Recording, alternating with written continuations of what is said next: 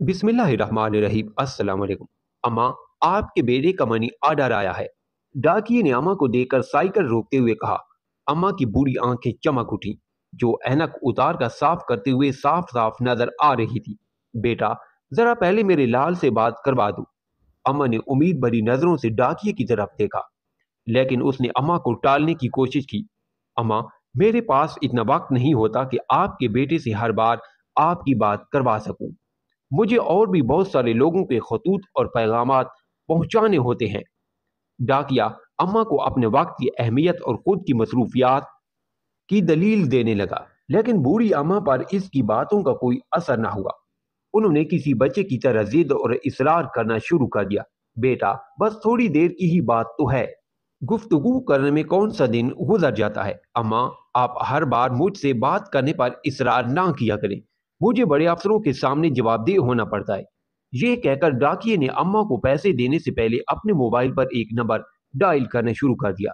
ये ले अम्मा, बात करें, लेकिन ज्यादा बात ना करें, पैसे कट जाते हैं। उसने अपना मोबाइल अम्मा के हवाले किया। अम्मा ने उसके हाथ से मोबाइल ले लिया। अम्मा अपने बेटी से 1 मिनट फोन पर बात करने के बाद मुतमईन हो गई। उसके झरियों वाले चेहरे पर मुस्कुराहट फैल गई। ये कहकर डाकिये ने 100 के 10 नोट अम्मा की तरफ बढ़ा दिए। अम्मा ने पैसे गिनते हुए उसे ठहरने का इशारा किया। अब क्या हुआ अम्मा? ये लो, 100 रुपए रख लो बेटा। क्यों अम्मा? वो हैरान रह गया। हर माह मेरे बेटे के भेजे हुए पैसों को लाने के अलावा तू मेरे बेटे से मेरी बात भी तो करवाता है ना। इसमें खर्चा तो होता है ना। ये इसके लिए। अरे नहीं अम्मा, रहने दो। वो लाख इनकार करता रहा, लेकिन अम्मा ने जबरदस्ती 100 रुपए उसकी जेब में डाल दिए और वो वहां से वापस जाने के लिए मुड़ गया। अम्मा, जो अपने घर में अकेली रहती थी, वो भी ढेरों दुआएं देने के बाद अपने मकान के अंदर चली गईं। डाकिया वहां से चंद कदम ही बढ़ा था कि किसी ने उसके कंधे पर हाथ रख दिया। उसने पीछे मुड़कर देखा तो इस बस्ती में उसके जानने वाले का चेहरा उसके सामने था। वो गनी भाई को देखकर हैरान रह गया, जो चाय की दुकान चलाता है। भाई, आप यहाँ कैसे? आप तो अभी अपनी दुकान पर होते हैं। मैं आज यहाँ तुम्हारे पीछे पीछे आया हूँ। मुझे तुमसे कुछ पूछना है। गनी भाई की नजरें डाकिया के चेहरे पर जमी हुई थी। हाँ, पूछो भाई। भाई, हर महीने ऐसा क्यों करते हो?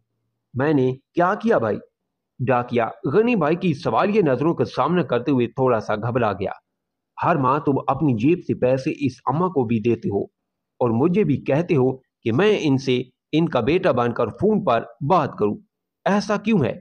मैं बहुत दिनों से मुखालते में हूं। मुझे आज इस पहेली का हल बताओ। गनी भाई का सवाल सुनकर डाकिया कुछ देर तक हिचकाता रहा, जैसे अचानक कोई बड़ा झूठ पकड़ा गया हो। लेकिन अगले ही लम्हे उसने वजाहत कर दी। मैं ये पैसे उनको नहीं देता, अपनी माँ को देता हूँ। डाकिया की बात सुनकर गनी भाई हैरान रह गया। मगर ये तुम्हारी माँ कैसे हो सकती है? जहां तक मैं जानता हूं, तुम्हारी माँ का तो इंतकाल हो चुका है। हाँ, वो ही तो बता रहा हूं। डाकिया गनी भाई की तरफ देखते हुए बोलने लगा। इन अम्मा का बेटा कहीं बाहर कमाने गया था और हर माह अपनी माँ को 1000 रुपए का मनी ऑर्डर भेजता था। लेकिन एक दिन मनी ऑर्डर के बजाय उसके बेटे के एक दोस्त का अम्मा के नाम खत आया। इस खत में लिखा था कि इनका बेटा इन्फेक्शन की वजह से जान की बाजी हार गया है। वो अब नहीं रहा। फिर क्या हुआ भाई? गनी भाई का तजस्सुस दोगुना हो गया, लेकिन डाकी ने अपनी बात पूरी कर दी। इन अम्मा को बताने की मुझ में हिम्मत नहीं थी, जो हर माह रुपयों से ज्यादा अपने बेटे की खैरियत की उम्मीद रखती है। मैं हर माह इनका मनी ऑर्डर लाता हूँ और तुम्हें इनका बेटा बनाकर बात भी करवा देता हूँ। इनका बेटा तो जिंदा नहीं रहा, लेकिन मैंने एक माँ का भरम जिंदा रखा है। मैं भी अपनी माँ को हर माह 1000 रुपए भेजता था, लेकिन जैसा कि तुम जानते हो, मेरी माँ का भी इंतकाल हो चुका है। अब अम्मा भी कहाँ है? ये कहकर उस डाकिया की आंखें आंसुओं से भर गईं। वो ही पैसे अब मैं इस बूढ़ी अम्मा को दे देता हूँ, जो अपनी माँ को भेजा करता था, अपनी माँ के इसाले सवाब की नीयत से। इसलिए मैंने कहा वो पैसे मैं अपनी माँ को देता हूँ।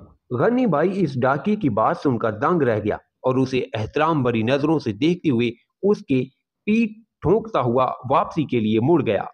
स्टोरी पसंद आई है तो लाइक और कमेंट करें। चैनल पर नहीं है तो सब्सक्राइब जरूर करें।